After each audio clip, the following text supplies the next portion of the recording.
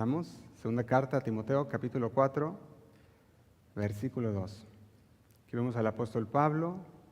El apóstol Pablo tiene un encargo para Timoteo, este joven pastor que él ha encargado. Y ese es el encargo, le dice el versículo 2. Que prediques, ¿qué? La palabra, ¿verdad? Dice que prediques la palabra, que instes a tiempo y fuera de tiempo.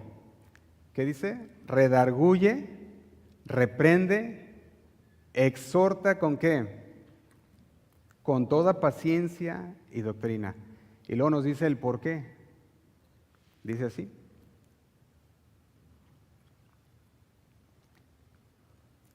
Dice, porque vendrá tiempo cuando no sufrirán la sana doctrina, sino que teniendo comezón de oír, se amontonarán a maestros conforme a sus propias concupiscencias. Esto es conforme a sus deseos pecaminosos. Y dice el 4, y apartarán de la verdad el oído y se volverán a las fábulas. Pero tú, sé sobrio. ¿En qué? En todo. Dice, soporta las aflicciones, haz obra de evangelista, cumple tu ministerio. El apóstol Pablo, hermanos, tenía una encomienda para este joven pastor Timoteo. Y la encomienda era una encomienda básica, un encargo básico. Y era, predica la palabra. Enfócate en predicar la palabra. Y tanto los pastores como los predicadores que están puestos en esa área de predicar, de llevar la palabra, que es su parte de su ministerio, el Señor quiere que hablemos la palabra y no nuestras opiniones, ¿sí o no?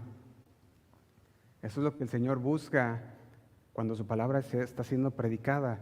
Quiere que se proclame la palabra de Dios, las verdades eternas, porque Él es el que la ha autorizado, Él es el que la dio, es el aliento de Dios, decíamos la semana pasada. Y el llamamiento de Dios es para hacer un eco de la palabra de Dios. Es para hacer un eco de lo que Dios ya ha hablado en su palabra a la congregación, a los hermanos, y podernos llevar, dice la palabra, a esa perfección, podernos llevar a ese crecimiento espiritual. Y ese era el encargo que tenía el apóstol Pablo a Timoteo. Le decía, debes de estar en guardia, debes de estar velando y orando. Eso es lo que está hablando aquí. Está hablando de estar en guardia. Velar, está hablando de velar durante la noche como un guardia que está listo. ¿Para qué? Para cualquier cosa que pueda pasar durante la noche. Está diciendo que instes a tiempo y fuera de tiempo. Esto habla de una constante atención, ¿sí o no? Tiene que estar constante. Aún si no es un tiempo oportuno. Tiene que estar ahí listo. Esto habla de que debe de estar preparado para cualquier emergencia, en cualquier momento. Y de hecho la palabra de velad significa estar disponible, siempre, también. Entonces, además de predicar la palabra, le dice lo siguiente, vaya ahí conmigo, dice, redarguye. Aquí está diciendo redarguir, reprende y exhortar, ¿verdad?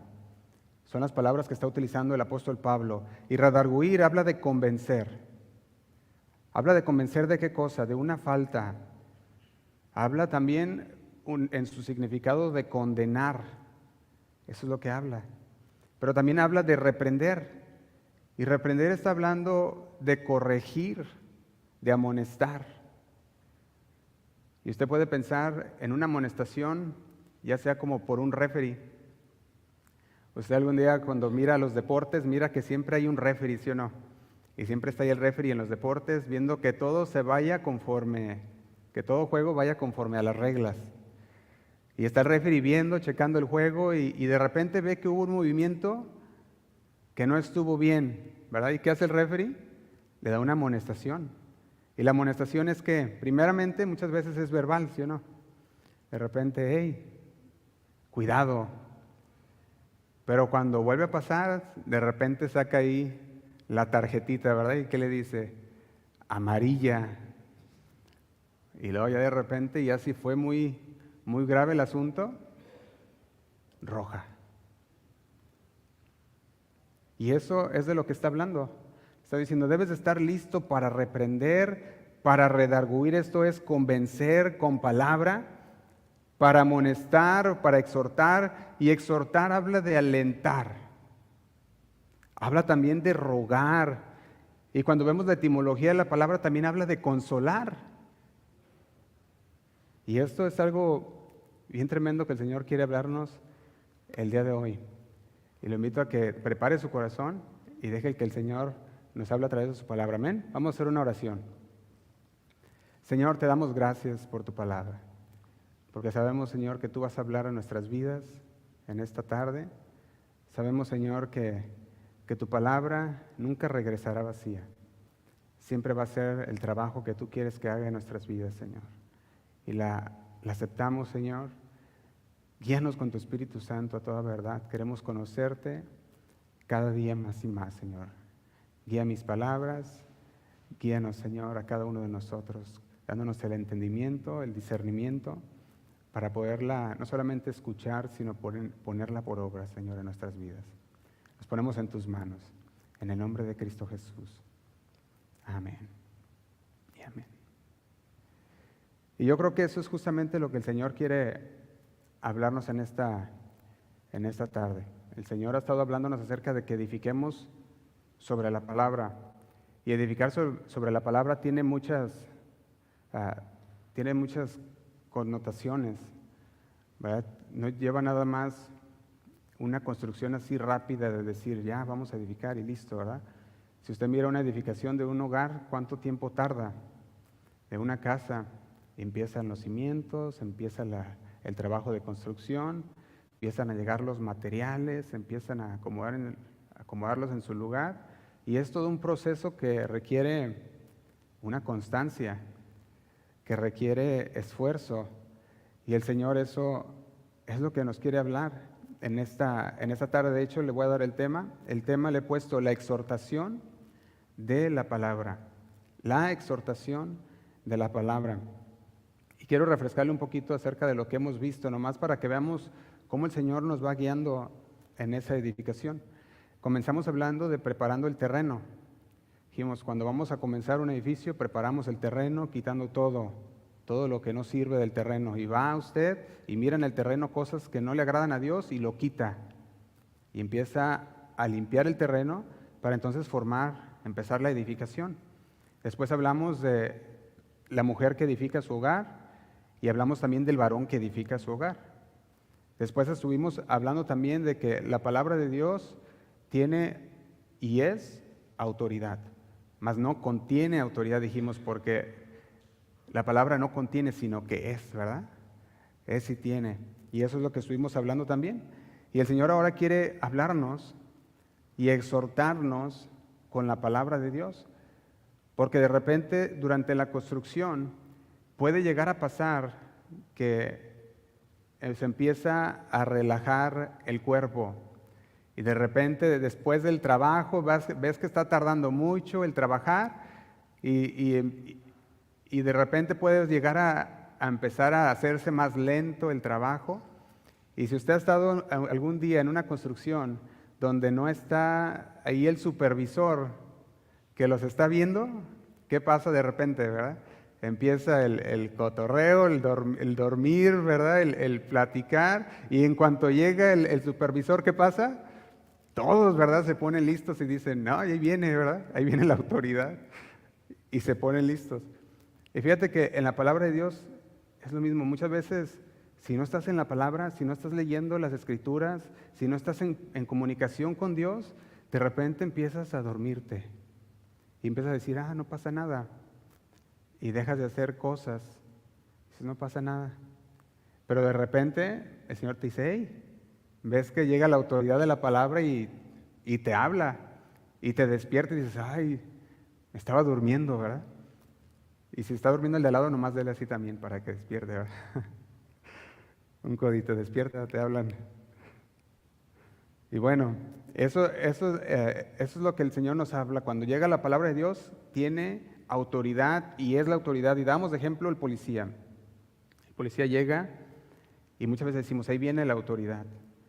Pero también sabemos que tiene autoridad para podernos arrestar si infringimos, si estamos haciendo algún crimen. Tiene esa autoridad. Entonces dijimos que la palabra de Dios es autoridad y cuando nos habla, inmediatamente nos va a redarguir de aquello que estamos haciendo mal. Nos va a exhortar de aquello que estamos haciendo mal. Y la palabra lo tenemos que ver que no es una palabra autoritaria.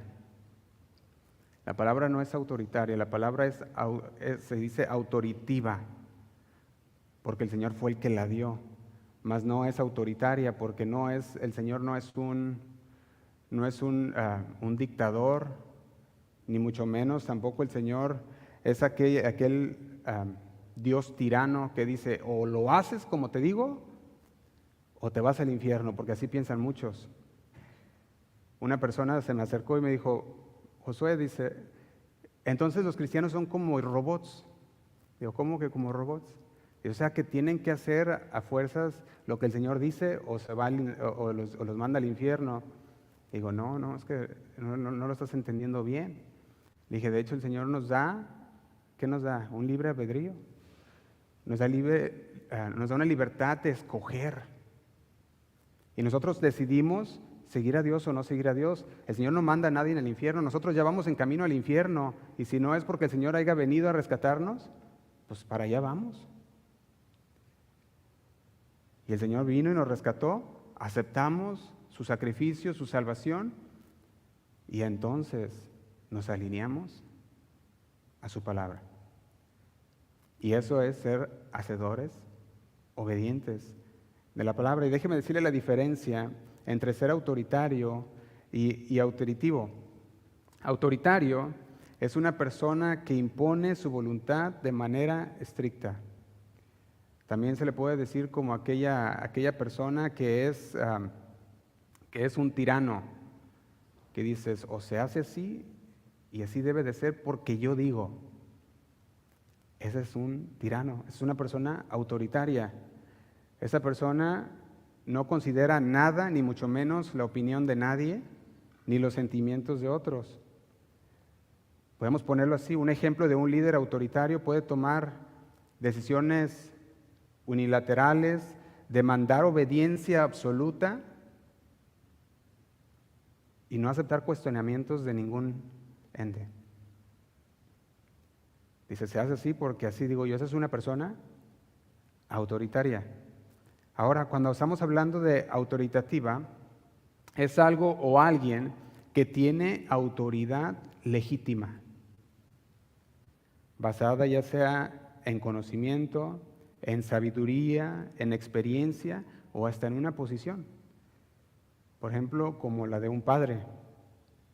El padre tiene una autoridad delegada de Dios para con sus hijos, así como la madre también. Y tiene esa autoridad y no es autoritario, es autoritativo, porque es una autoridad legítima. Un ejemplo sería un maestro también que es autoritativo. Sería un maestro que guía a los estudiantes a su comprensión, a conocer qué es lo que la palabra de Dios dice, o en este caso cualquier materia, porque es maestro, y también los lleva a usar su razonamiento con las enseñanzas. Los lleva a pensar lógicamente. Dice, a ver, vamos a pensarlo, vamos a ver qué es lo que nos está diciendo, ya sea en el libro que se esté estudiando. Eso es lo que hace un maestro que es autoritativo y no autoritario. Ahora, cuando nosotros vamos a primera carta de Timoteo, capítulo 4, versículo 13, lo invito a que vaya conmigo. Aquí el apóstol Pablo le habla a este joven Timoteo y le da unas indicaciones. Dice así, primera carta a Timoteo, capítulo 4, versículo 13, dice, entre tanto que voy, ¿qué le dice? Ocúpate en la palabra, o en la lectura, ¿verdad? La exhortación ¿y qué? Y la enseñanza. Lo voy a leer en otra versión para que lo entendamos un poquito más. Dice, hasta que yo llegue, dedícate a leer las Escrituras a la iglesia. También dice esta versión, nueva traducción viviente. Y anima y enséñale a los creyentes. Anima y enseña a los creyentes. La instrucción es clara de parte del apóstol Pablo a Timoteo. Le dice, ocúpate en la lectura de la palabra, ocúpate en leerla a la iglesia, pero también le decía, ocúpate también de animarlos y de enseñarlos. Y el Señor quiere que nosotros aprendamos de su palabra y por eso ha puesto pastores, maestros, ha puesto evangelistas, profetas. El Señor lo hace para llevar a su iglesia, a su cuerpo, al conocimiento del Señor. Y eso es lo que el Señor hace. Y muchas veces, hermanos, así como está diciendo aquí Pablo a Timoteo, el consejo es claro. Aconséjalos, abrázalos, guíalos, exhórtalos, habla también de consuélalos. Pero yo estoy viendo que vivimos en un mundo que demanda mucho y se quiere ofrecer poco, ¿sí o no? Vivimos en un mundo así, un mundo que se demanda mucho y se quiere ofrecer poco. Y el apóstol Pablo conocía esto y le decía a Timoteo, Timoteo, exhorta, enseña. Y el Señor, mientras yo estaba estudiando esta palabra, la exhortación de la palabra, me llevaba a una exhortación. Y la exhortación, yo creo que cuando viene de Dios, todos la aceptamos, ¿sí o no? Decimos, bueno, cuando es la palabra de Dios que nos está hablando, pues decimos adelante, ¿verdad? Y nos ponemos listos para recibir la exhortación. Y yo le pregunto, ¿quiere escuchar exhortación?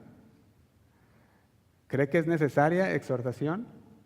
¿O dice, no, yo mejor enséñeme otra cosa? Yo creo que es necesaria la exhortación, ¿verdad? La palabra de Dios siempre nos está enseñando.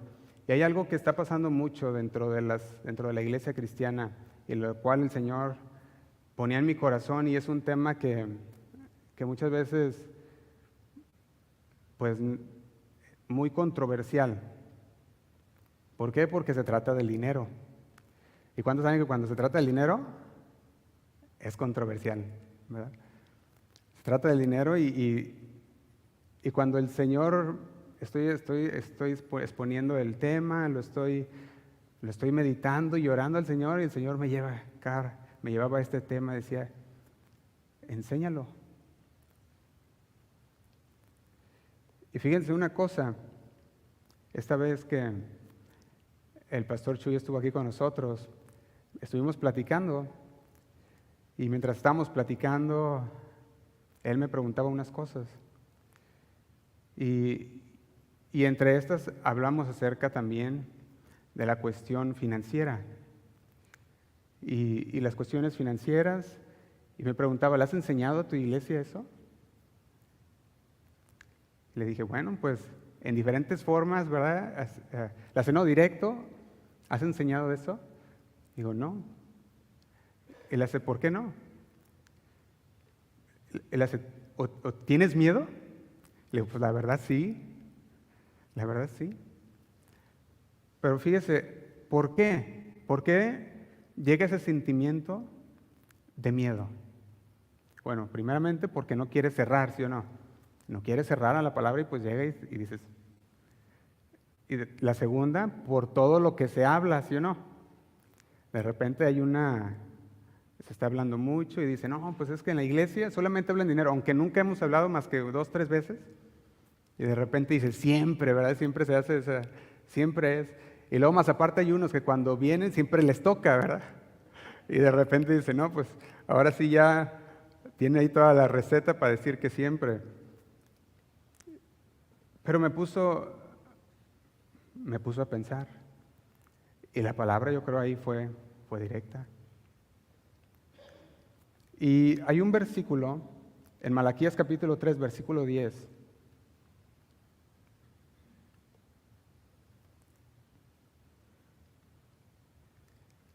Que muchos ya hasta se lo saben de memoria, ¿a poco no? Ya se lo saben, Malaquías 3:10. Hay unos lo escuchan todos los domingos.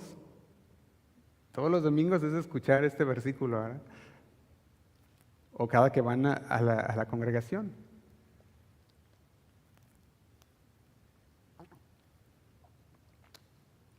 Y Malaquías 3:10 dice así. Dice, trae todos los diezmos al alfolí y hay alimento en mi casa. Probadme ahora en esto, dice Jehová de los ejércitos. Si no abriré las ventanas, ¿qué dice?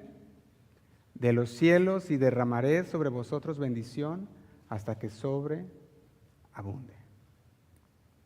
Y lo conocemos y lo leemos, decimos, ya se va a empezar. Y ya va a empezar, ¿verdad?, a hablar del dinero. Y fíjese que hoy en día se ha llegado a una malinterpretación de estos versículos, se han sido mal usados, han sido trastornados estos versículos, y se demanda mucho, pero se ofrece poco. Se demanda mucho, pero se ofrece poco o nada de enseñanza acerca de estos temas. Pero sí se demanda, pero no se enseña. Y yo me preguntaba lo que la gente muchas veces se pregunta, y créanme, me han llegado estas preguntas mismos de personas también que son de casa anteriormente, ¿verdad? Y decían, pastor, yo oigo que la hermana ora por los diezmos y las ofrendas, ¿verdad? Y decía, ¿creemos en los diezmos? Y le digo, ¿es bíblico? No, pues sí, pues entonces sí creemos en los diezmos. ¿Creemos en las ofrendas? Le digo, ¿es bíblico? No, pues sí, es bíblico. Entonces, sí creemos en las ofrendas. Y le decía, ¿por qué piensas que no? Dice, es que ya veo ahorita con todo lo que está pasando, hay muchas enseñanzas que dicen que es de la ley. Y me decía, ¿usted dice que es de la ley? Le digo, sí. Le digo, es sí y no. Porque sí es de la ley, pero estaba antes de la ley. Y también se ve después en el Nuevo Testamento. Dice, a ver, ¿cómo está eso? Y eso es a lo que vamos a ir. Vamos a dejar que la palabra sea la que nos enseñe y que la palabra sea la que nos instruya para no llegar a caer en esos temas que muchas veces se quedan todavía ahí muy oscuros o muy opacos y no sabemos responder a las personas que piden este conocimiento. Y en Malaquías está hablando de traer los diezmos al alfolí. Ahí estaba el profeta hablando al pueblo de Israel. Le estaba hablando al pueblo de que algo estaba pasando. Y les da una instrucción de traer los diezmos. Pero si usted va a Números capítulo 18, versículo 21, usted encuentra en este capítulo qué era o para qué era que se usaban estos diezmos y ofrendas. Entre muchas cosas, el versículo 21 del capítulo 18 dice lo siguiente.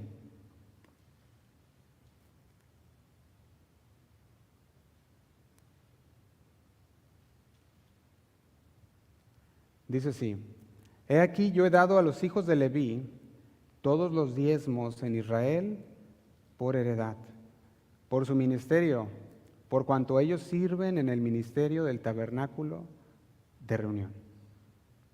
Y empieza a ver usted en esos versículos, a partir del 21 hasta el 31, empieza a hablar acerca de para lo que se usaba. De hecho, el 31 le dice lo siguiente, dice, y lo comeréis en cualquier lugar vosotros y vuestras familias, pues es vuestra remuneración,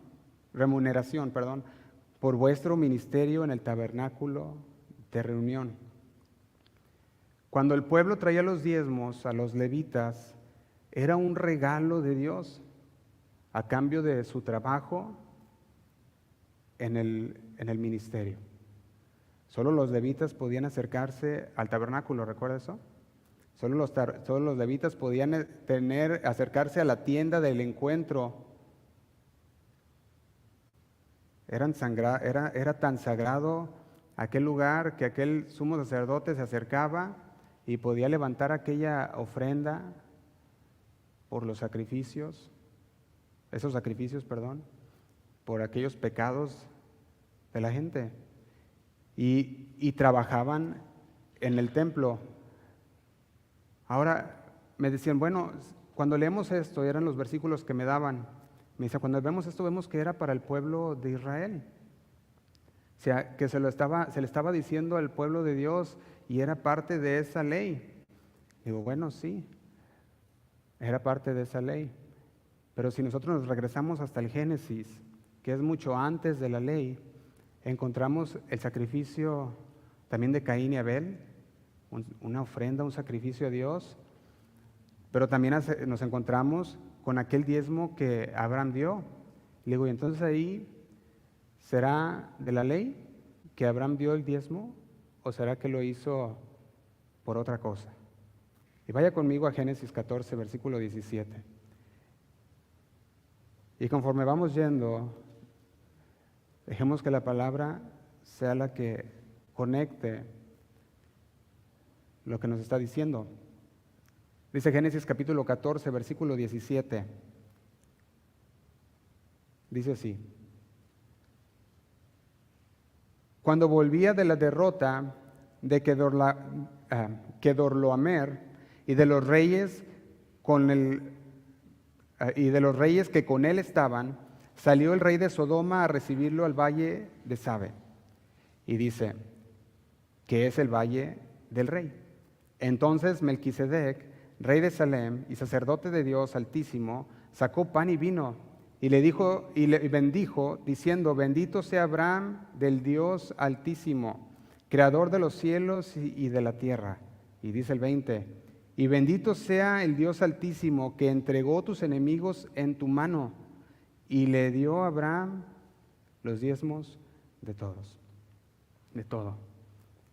Quiero darle un poquito de contexto para que podamos entender lo que está pasando aquí. Aquí vemos que está Abraham. Podemos ver que Abraham regresa de libertad, de darle esa libertad a Lot, porque Lot había sido secuestrado, ¿verdad? Lo habían agarrado como prisionero de guerra.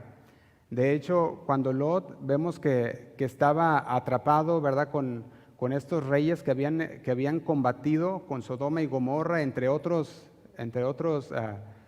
se dice imperios, ¿verdad? Creo que se le llama así, ¿verdad? Vinieron a hacer guerra y agarraron al sobrino, que era Lot. ¿Y qué pasó cuando agarraron a Lot? Dice que le vinieron a avisar a Abraham. Y Abraham vio que Lot que había sido secuestrado, había sido hecho prisionero, tomó a sus hombres y fue en rescate de ellos. Ahora, aquellos hombres que habían secuestrado a Lot y a su familia y sus bienes, porque dice la palabra y lo puedes leer después ahí mismo en Génesis 14, tú puedes ver que estaban secuestrados, llega Abraham con todos sus hombres y les da libertad, o sea, los rescata de las manos de aquellos reyes. Aquellos reyes salen corriendo. Y eran muchos. Y salieron corriendo dejando atrás los prisioneros que habían obtenido de esa guerra y todos los bienes que habían recolectado. Abraham con sus hombres recolectan todos esos bienes, los vuelven a tomar y van de regreso hacia los reinos, ahí se dice, perdón, hacia los reinos a los cuales se les había quitado. Y en el camino de regreso se encuentra Abraham con Melquisedec. Y es bien interesante cuando yo veo a Melquisedec porque no hay otro lugar que nos hable más de Melquisedec. De repente aparece y así como aparece, desaparece. Y dices, ya no se habla más de él. Se menciona aquí y allá, pero no se habla de él. Pero cuando nos ponemos a ver esto, dice que esas fueron las palabras de Malquisedec. Fíjate lo que le dijo en el versículo, es el versículo 21. No, perdón, el versículo 18 dice: entonces Malquisedec, rey de Salem y sacerdote del Dios Altísimo, sacó pan y vino. Dice, y le bendijo diciendo: bendito sea Abraham del Dios Altísimo, creador de los cielos y de la tierra. Si te fijas, las palabras de Malquisedec, directo a Abraham, le decía: el Señor fue el que te dio la victoria, Abraham. Tú vienes con todos estos hombres que el Señor te ha entregado en sus manos, tienes todas estas riquezas que el Señor te regresó en tus manos, y el Señor lo hizo. El Señor le dice así: creador de los cielos y de la tierra. Y dice el 20: y bendito sea el Dios Altísimo que entregó tus enemigos en tu mano. ¿Y sabe qué pasó con Abraham? Abraham reconocía que Malquisedec venía de parte de Dios. De hecho, se le dice ahí que es el rey de Salem, que significa el rey de paz. ¿Quién será el rey de paz? También se puede decir el rey de justicia. ¿Quién es el rey de justicia? Jesús. Y fíjese algo bien curioso aquí. Malquisedec le dice: fue el Señor. Sin embargo, cuando ustedes van y miran los otros reyes, cuando llega Abraham, dice el 21 así. Dice: entonces el rey de Sodoma dijo a Abraham: dame las personas y toma para ti los bienes, diciéndole: pues tú te lo ganaste, Abraham, llévate los bienes. Nomás dame a las personas que recuperaste de mi reino, ¿verdad? Eso es lo que le estaba diciendo aquel hombre. Y dice el versículo 22: y respondió Abraham al rey de Sodoma: he alzado mi mano a Jehová, Dios Altísimo, creador de los cielos y de la tierra. Y dice el 23: que desde un hilo hasta una correa de calzado nada tomaré de todo lo que es tuyo, para que no digas ¿qué? Yo enriquecí a Abraham. No vayas a pensar que por tus bienes que me has dado me he enriquecido. Y le dice: ni una correa. Y dice el 24: excepto solamente, ¿qué le dice? Lo que comieron los jóvenes y la parte de los varones que fueron conmigo. Dice: Ener, Escol y Mamre, los cuales tomarán su parte. Si ellos tienen su parte. Nosotros vemos que cuando viene regresando Abraham de aquella batalla y se encuentra con los dos reyes, en este caso Malquisedec, rey de Salem, y también el rey de Sodoma, hay un contraste. No sé si usted nota eso. El contraste es que un rey le dice: la victoria vino y provino de Dios, y el otro rey le dice: quédate con el botín. Le dice eso, y él dice: no, el botín no lo quiero. Pero con el otro dice: doy, y diezmó, dice, de todo lo que había agarrado, todo lo que había colectado. Y yo veía que establece un contraste en las respuestas de Abraham. Había un contraste muy grande entre el rey de Sodoma y el rey de Salem. Era uno una respuesta positiva y la otra era una respuesta negativa. Pero detrás de las respuestas de Abraham, detrás de este contraste, vemos dos ofertas de los dos reyes. El rey de Salem trajo pan y vino como un acto sacerdotal. Él reconoce y lo mira con su pan y vino y sabe, él sabe, esto es un sacerdote. Fíjate lo que le dijo. Le dice: fue el Dios Altísimo el que te dio la victoria, el creador de los cielos y de la tierra. Sin embargo, el rey de Sodoma ofreció a Abraham el botín de la batalla. Y la respuesta de Abraham a Malquisedec es un reconocimiento apropiado a la validez de su oferta como sacerdocio, de celebrar. Y dice el versículo 21 que Abraham pagó el diezmo de todo. Y yo me ponía a pensar, entonces, si Abraham pagó el diezmo de todo esto, lo hizo porque era parte de la ley. Y si no, entonces, ¿por qué lo hizo? Si todavía no existía la ley, no llega hasta con Moisés en Deuteronomio. Entonces, ¿por qué diezmó Abraham? Y la respuesta radica en su fe. La respuesta radica en su gratitud hacia Dios. Abraham no diezmó porque decía la ley, porque todavía no estaba la ley. ¿Por qué diezmó Abraham? Porque estaba agradecido. No porque se lo estaban demandando, nadie se lo demandó. Él lo hizo porque estaba agradecido. Lo hizo como un acto de adoración a Dios, de agradecimiento. Él le había dado la victoria, ¿sí o no? Lo había hecho. Entonces la historia del diezmo de Abraham, yo veía que nos enseña varias lecciones. Por lo mínimo podemos sacar en esa historia 2 lecciones. Primero, nos muestra que nuestra relación con Dios debe estar basada en la fe y en la gratitud, no en la obligación. El Señor, dijimos, no es un tirano, ¿verdad que no? El Señor no es un tirano. El Señor no llega y te dice, tienes que hacerlo. Él nos enseña. Eso es lo que hace el Señor.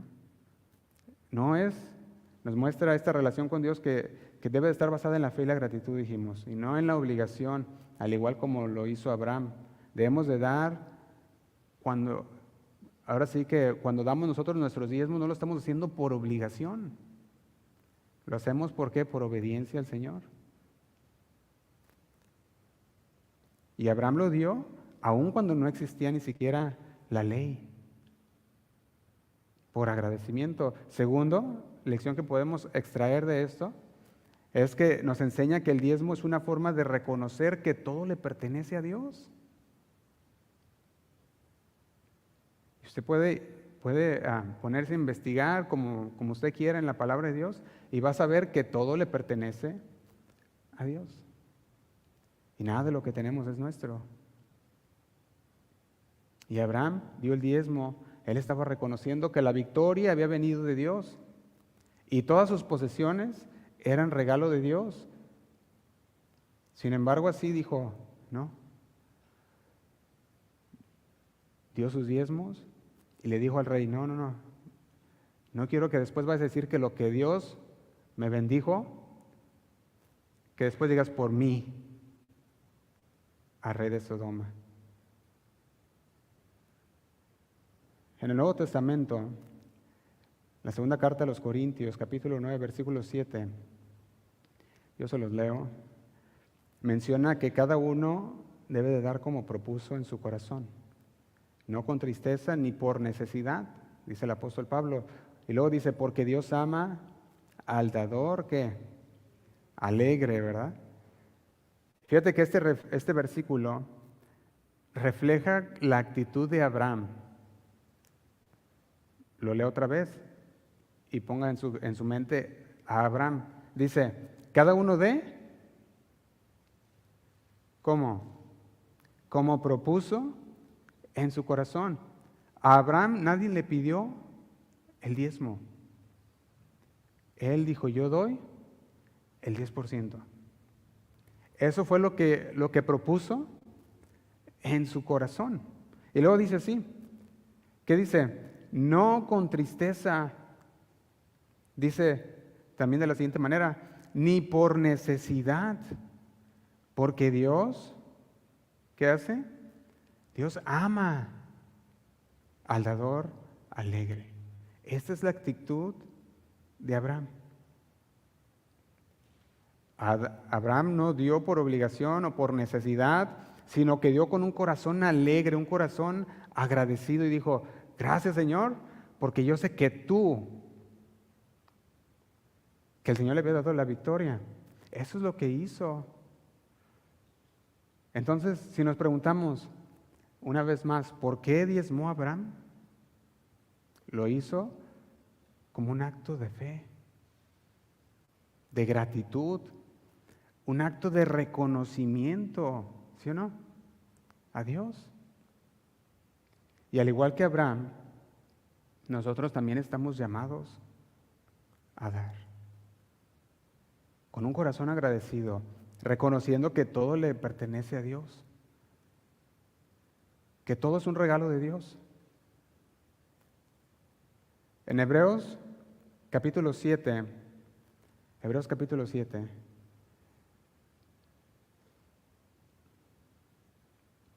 habla de aquel sacerdocio de Melquisedec. Y es uno de aquellos versículos que contiene un poquito más acerca de Melquisedec. Dice así el versículo 1 del capítulo 7 de Hebreos, dice: porque este Melquisedec, rey de Salem, sacerdote del Dios Altísimo, que salió a recibir a Abraham, que volvía de la derrota de los reyes, y le bendijo, a quien asimismo dio a Abraham los diezmos de todo, cuyo nombre significa primeramente que Rey de justicia y también Rey de Selam. Dice, esto es Rey de paz. Y dice el 3, sin padre, sin madre, ¿sin qué? Sin genealogía, que ni tiene principio de días ni fin de vida, sino hecho semejante al Hijo de Dios, permanece sacerdote. ¿Para cuándo? Para siempre. El escritor de los Hebreos estaba mencionando Melquisedec antes y está hablando de Jesús como un sacerdote al estilo de Melquisedec, o de Melquisedec, perdón. Pero no lo exponía al Señor Jesús como Melquisedec. Por eso dice este versículo así. Dice, ni tiene principio de días, ni fin de vida, sino hecho semejante al Hijo de Dios, permanece sacerdote para siempre. Estaba diciendo, ¿quieres una comprensión de quién es Jesús? O sea, lo podemos tener como Melquisedec. Abraham lo reconoció y dijo, esto te pertenece.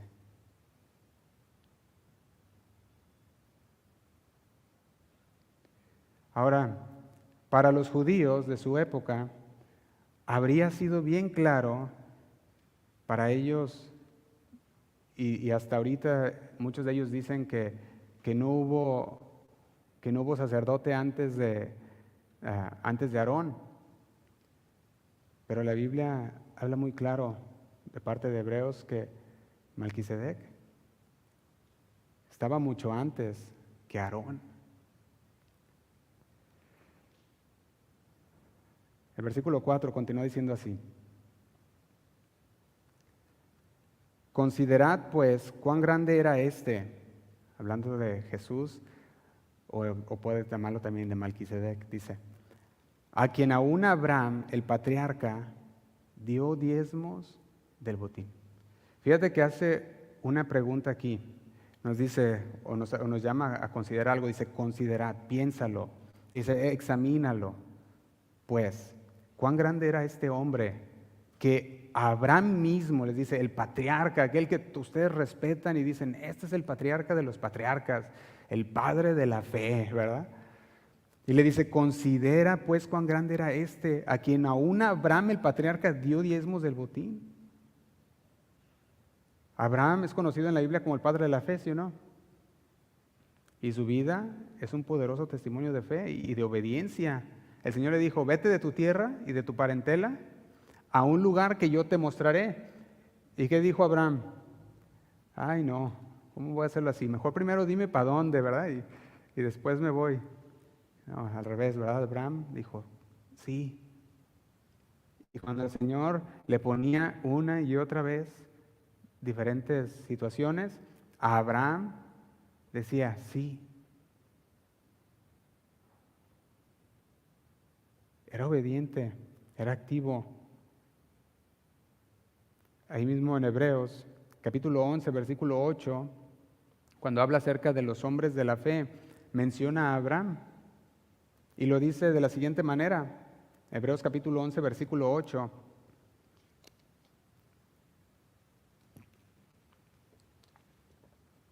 Dice: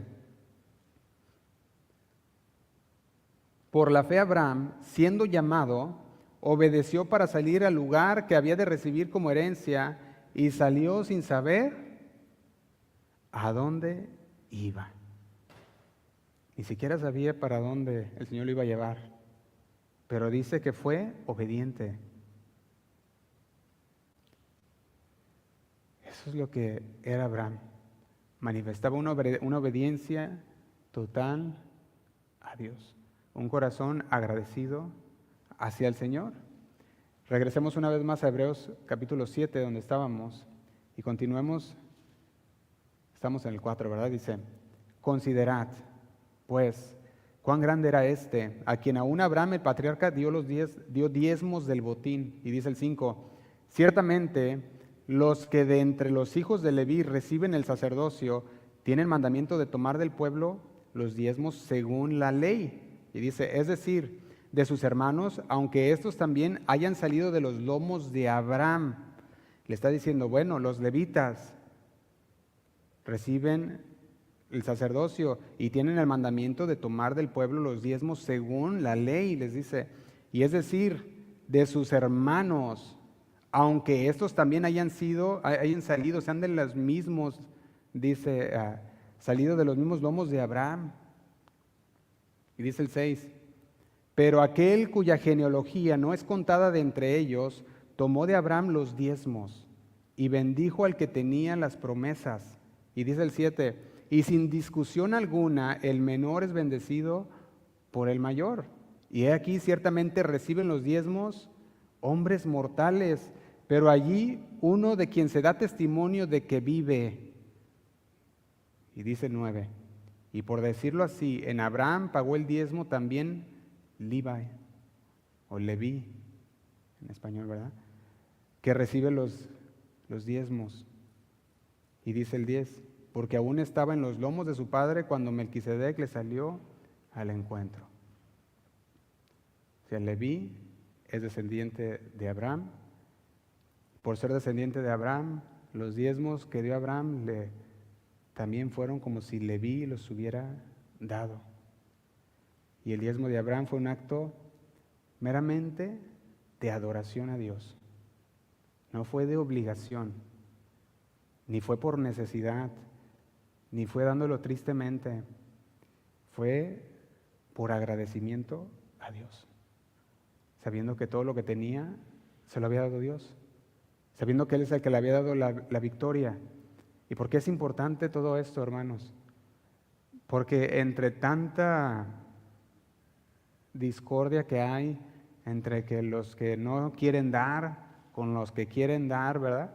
Y los que no quieren dar, pues obviamente dicen, no, es de la ley. Y pues es de la ley, pero también estaba antes de la ley. Y también se ve después de la ley. De hecho, en Proverbios también habla el rey Salomón acerca de cómo debería de dar hacia Dios. Y dice Proverbios capítulo 3, versículo 9.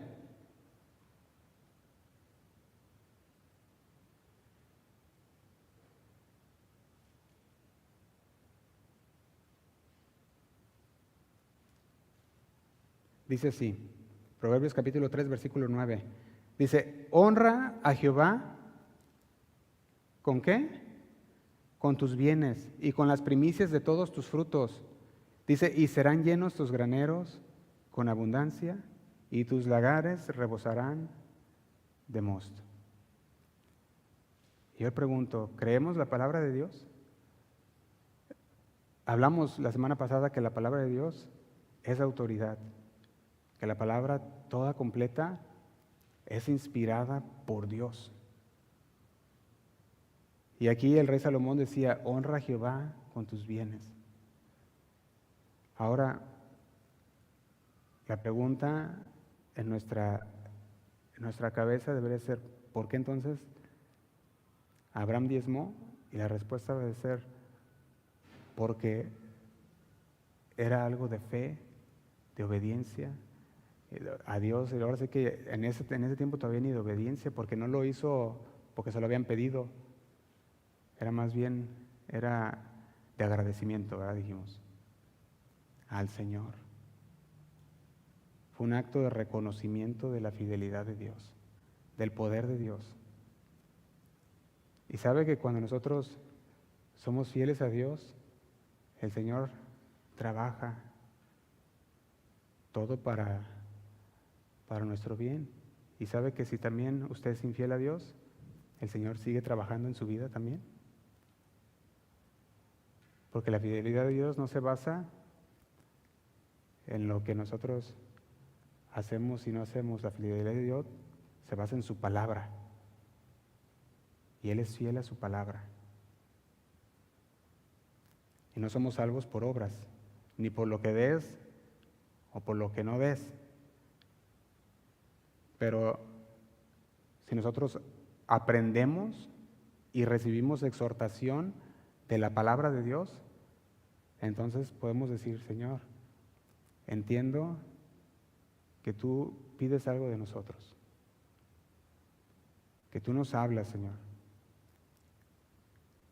Cuando nosotros vemos el diezmo de Abraham y cómo eso fue un acto de reconocimiento y de fidelidad a Dios, de reconocer el poder de Dios, porque el Señor le da la victoria en la batalla, y vemos cómo Melquisedec lo bendice y le dice, fue Dios quien te entregó en tus manos aquella guerra, aquella batalla. Él lo entendió y dijo, y esto es de Dios. Lo propuso en su corazón y lo hizo. Y esto demuestra una actitud de agradecimiento, ¿sí o no? Eso es lo que demuestra. Vamos a regresar donde estábamos. Estamos en 1 Timoteo capítulo 4, versículo 13.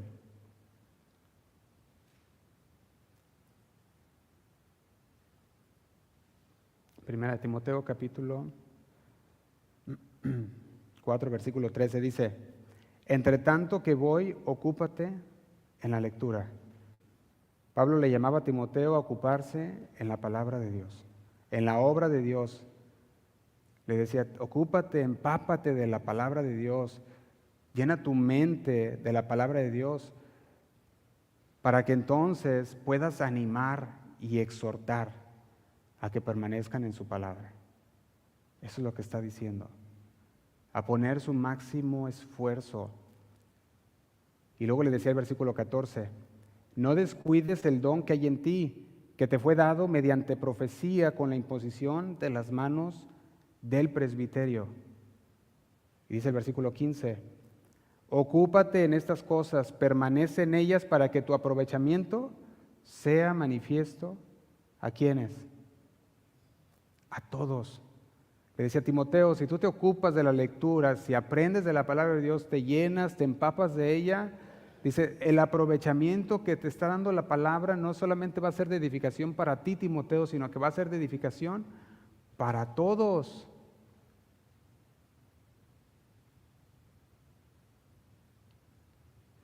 Por eso le decía, no descuides el don que hay en ti. Ocúpate de estas cosas. Y yo quiero decirle, ¿sabe que muchas veces el aprovechamiento no es evidente porque no nos entregamos al Señor por completo?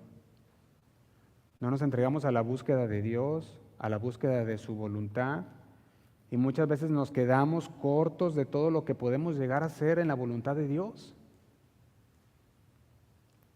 Y el Señor tiene planes para cada uno de nosotros, planes para nuestro bien, para nuestro bienestar, para ser de bendición para otros, y nos quedamos cortos.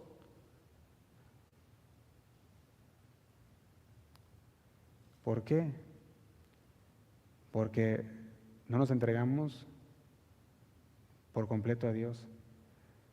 Y Jesús advirtió sobre esa actitud pasiva en la parábola de los talentos. El jueves hablamos un poquito acerca de esta parábola también. En Mateo 25:25, Jesús advertía sobre esta actitud. Y el Señor no quiere que nosotros tengamos una actitud pasiva sobre lo que es su iglesia, sobre lo que es servirle, sobre lo que es ir a la palabra de Dios y aprender y empaparnos de ella. No quiere que tengamos una actitud pasiva.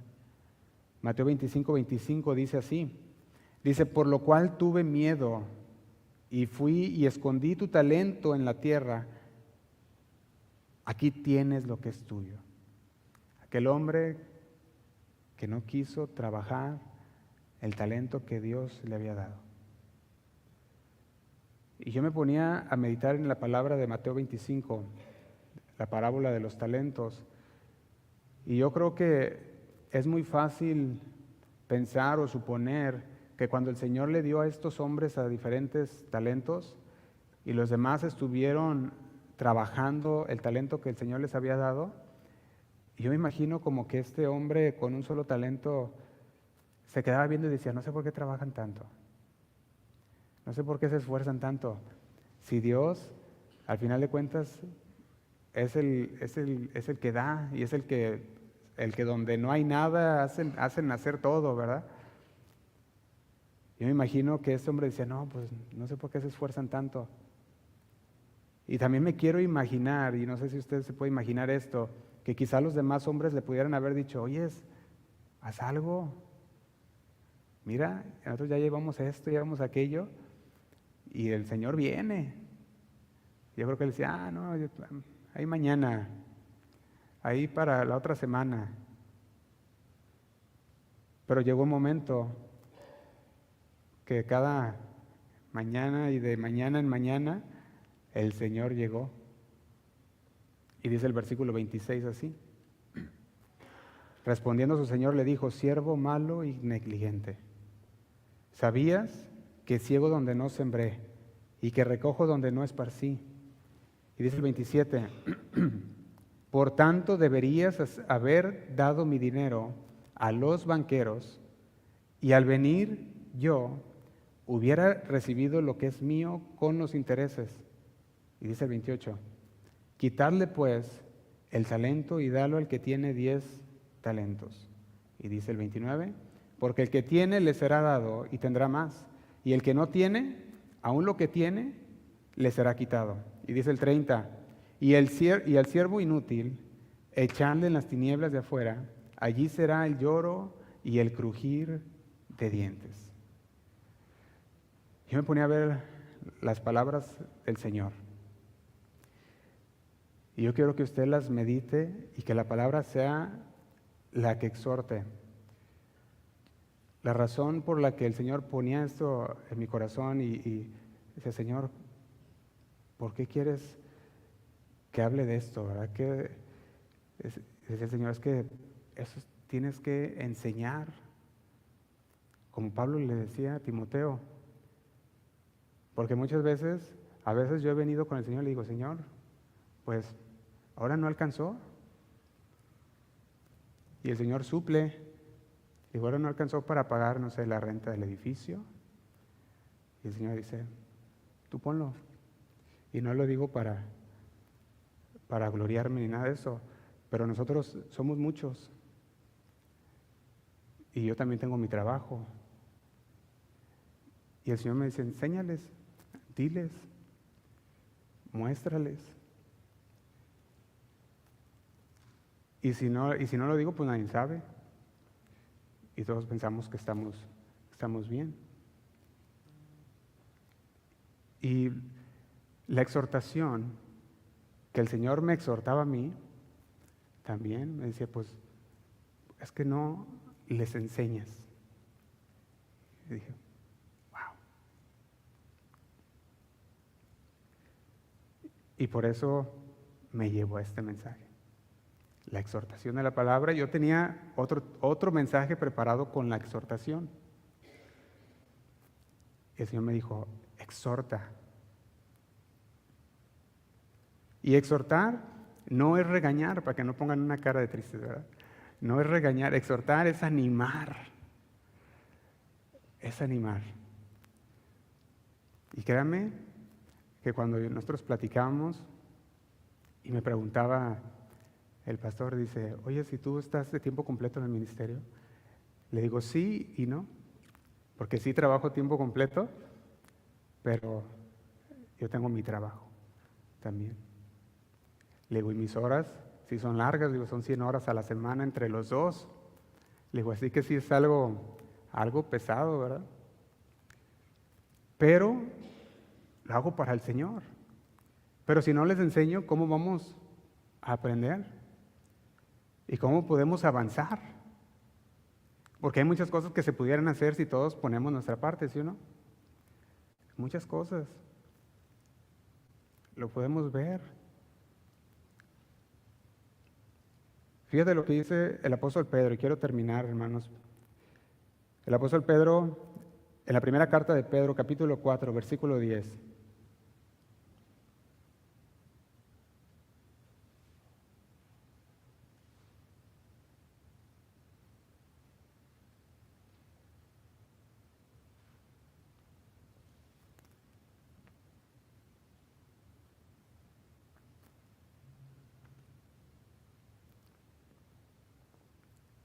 Dice así.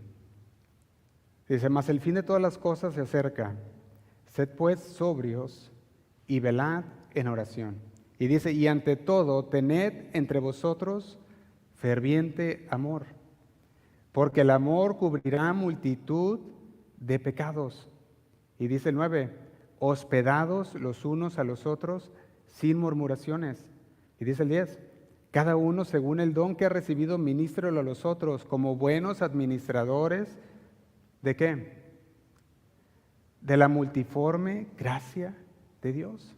Y dice el 11, si alguno habla conforme a las palabras de Dios, si alguno ministre conforme al poder de Dios, da.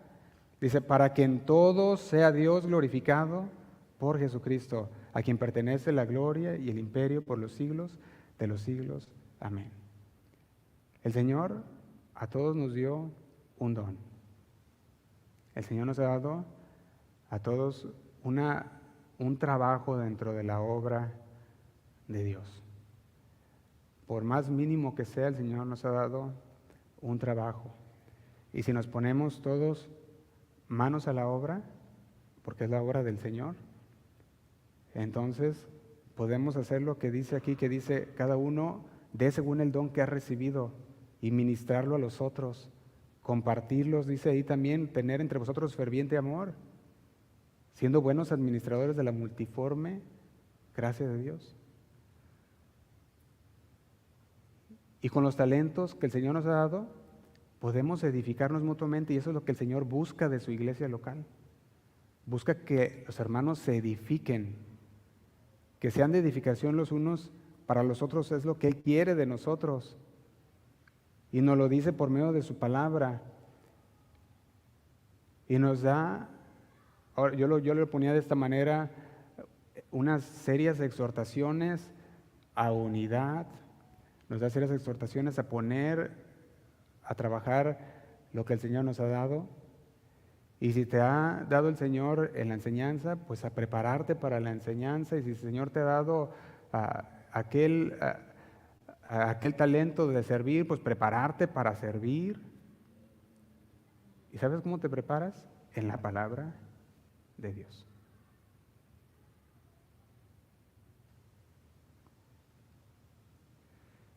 Y el Señor, dijimos, no es autoritario, es autoritativo. Tiene la suprema autoridad. Y Él no demanda, así como aquella persona dictadora, ¿verdad? No dice, tienes que hacerlo, o te pasa esto, te arresto, ¿verdad? No es alguien que pone esa demanda, sino que al revés, Él nos enseña. Nos dice, mira, esto es lo que te conviene. Esta es la palabra que yo te he dado para enseñarte. Ahora de ahí viene nuestra parte, si hacemos caso omiso a la palabra de Dios o si no. Y si no tenemos claro la palabra de Dios, entonces entrar y escudriñar si lo que se ha hablado es verdad o no. Y el Señor nos ministra y nos exhorta a través de su palabra. Y eso, hermanos, es lo que el Señor nos quiere hablar el día de hoy. Amén. ¿Lo recibimos? Le invito a que se ponga de pie, hermano. Que dice, pues aunque no, pues ya me lo dijiste. Póngase de pie. Vamos a hacer una oración al Señor y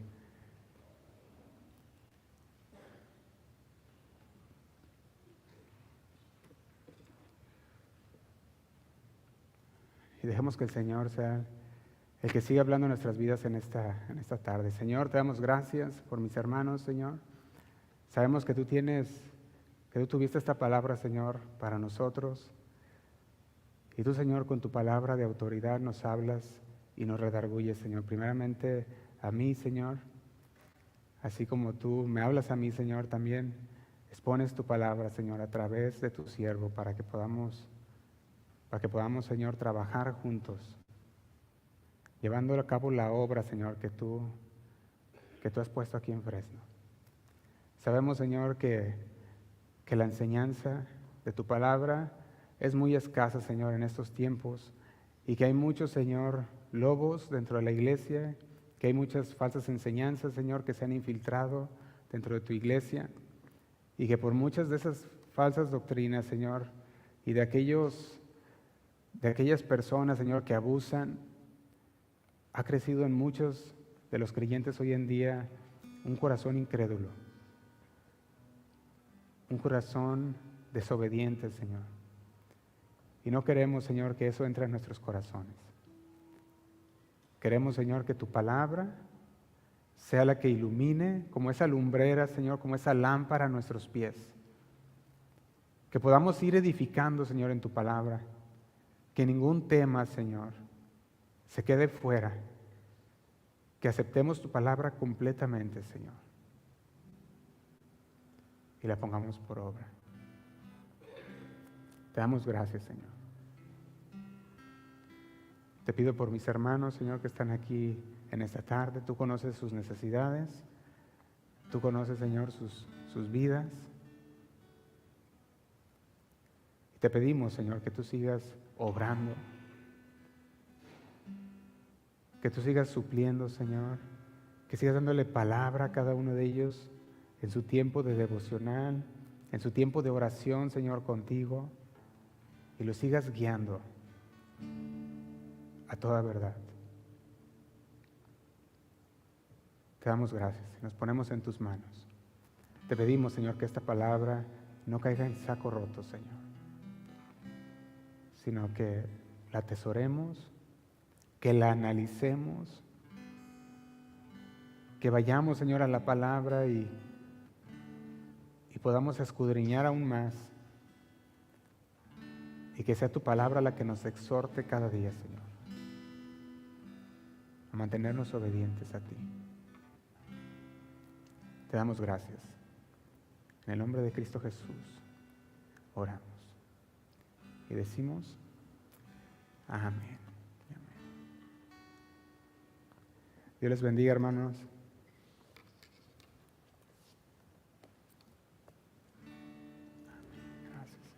Hoy vengo ante ti, Señor Jesús, con todo el corazón rendido a ti. Te entrego mis anhelos y mis sueños, y todo lo que soy lo rindo a ti. Otra vez, díselo, hoy vengo ante ti, Señor Jesús, con todo el corazón rendido a ti. Te entrego mis anhelos y mis sueños,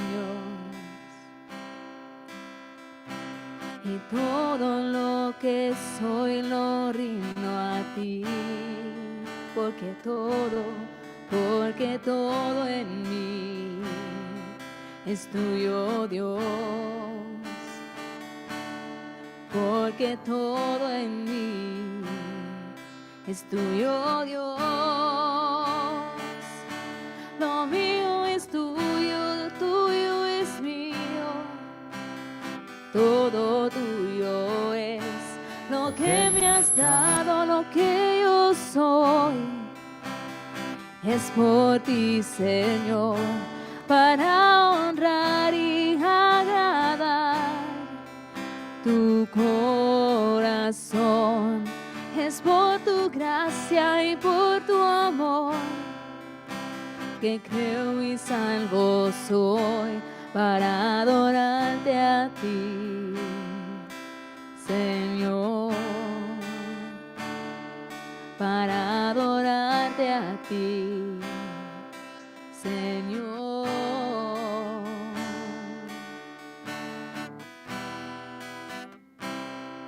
Es para adorarte, Señor, todo lo que te damos primero viene de tus manos. Es una bendición que tú nos has dado, Señor. Todo don, toda buena dádiva, cada necesidad, Señor, tú has suplido, viene de tus manos. Ahora, Señor, queremos adorarte. Queremos regresar con gozo algo de que tú nos has dado primero, Señor.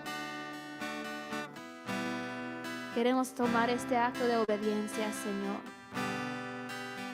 en adoración, regocijándonos, Señor, por tu provisión, por tu bondad sobre nosotros. Vamos a cantar. Hoy vengo ante ti, Señor Jesús,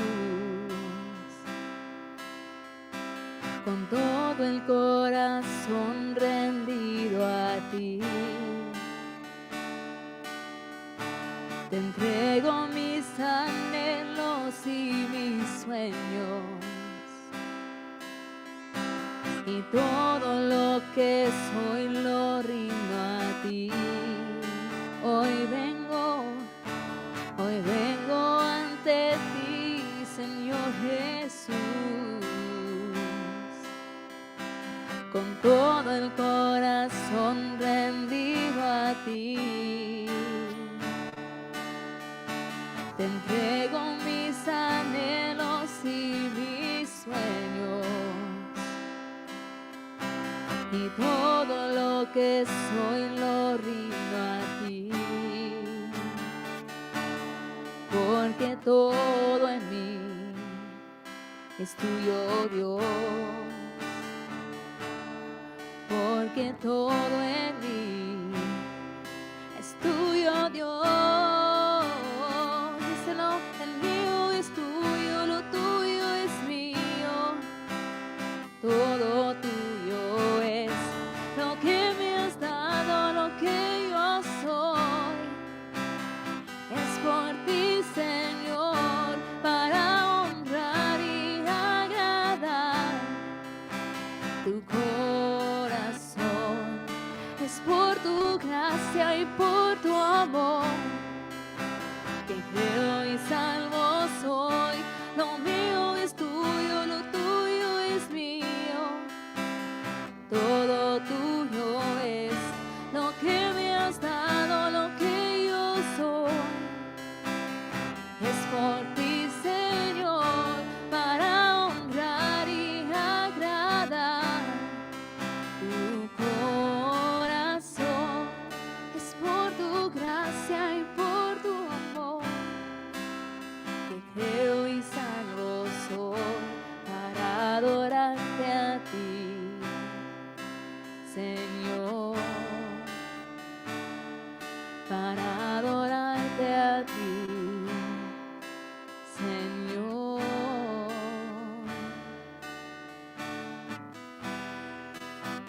Gracias por tu palabra, Señor, que hoy mismo nos está exhortando en tus caminos. conmoviendo el corazón.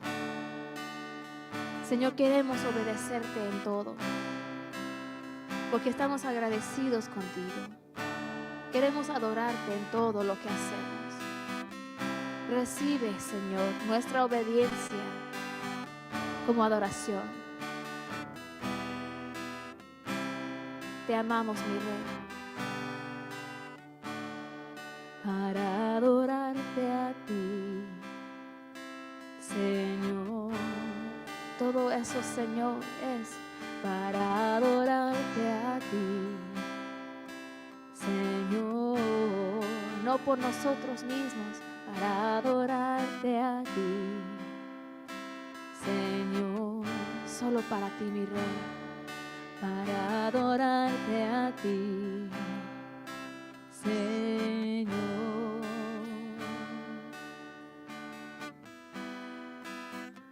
Gracias, mi Señor. Hoy te honramos como nuestro Rey y queremos obedecerte en todo. Dale un aplauso a tu Rey.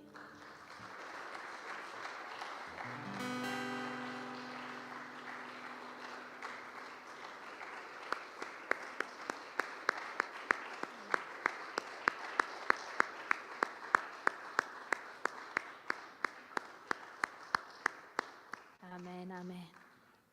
¿Quién fue exhortado hoy? Bendiciones, hermanos. Se quedan despedidos.